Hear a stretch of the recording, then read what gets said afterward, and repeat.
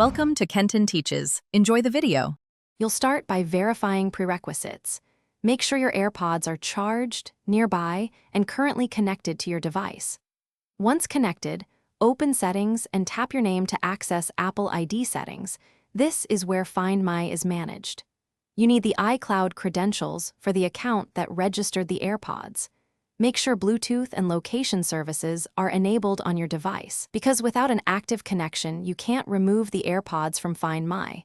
So connect first, and then continue. You'll now remove the AirPods from Find My. Open the Find My app and tap Devices, locate and select your AirPods from the list. Once selected, scroll to the bottom and tap Remove this device. This severs the link to your Apple ID. If prompted, enter the Apple ID password for verification. This prevents unauthorized removal. After confirmation, the AirPods will no longer report location to your account. If you plan to give them to someone else, make sure they can set them up. Finish by optionally resetting the AirPods so they're clean for a new owner. Place them in the case, open the lid, press and hold the setup button until the status light flashes amber then white. Once done, verify Find My no longer shows them. If removal fails, sign out of iCloud on your device and sign back in, then retry.